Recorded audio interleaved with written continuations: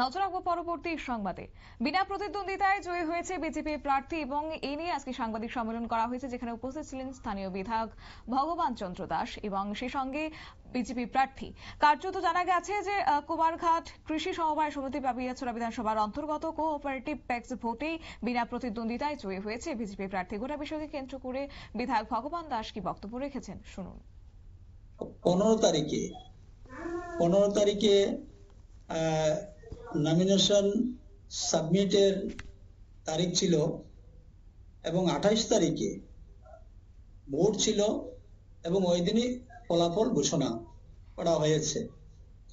তো অত্যন্ত আনন্দের বিষয় আমরা বলবো যে এই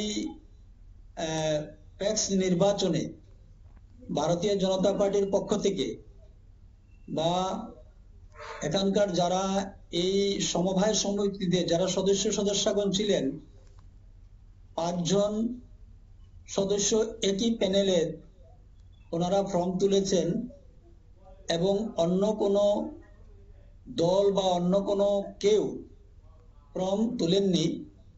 তো স্বাভাবিক কারণেই বিনা প্রতিদ্বন্দ্বিতায় আমাদের মনোনীত 5 জন প্রার্থী ওনারা জয়ী হয়েছেন। তো এই যে শহরের বুকে এই প্যাক্স রয়েছে, এই প্যাক্সের মাধ্যমে বিভিন্ন ধরনের উন্নয়নমূলক কর্মসূচি হয়ে থাকে।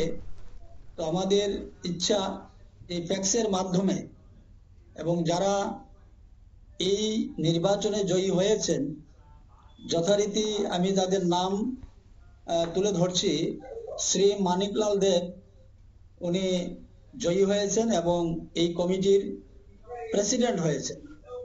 পার্থ বিজয় দেব উনিও জয়ী হয়েছেন, ভাইস প্রেসিডেন্ট।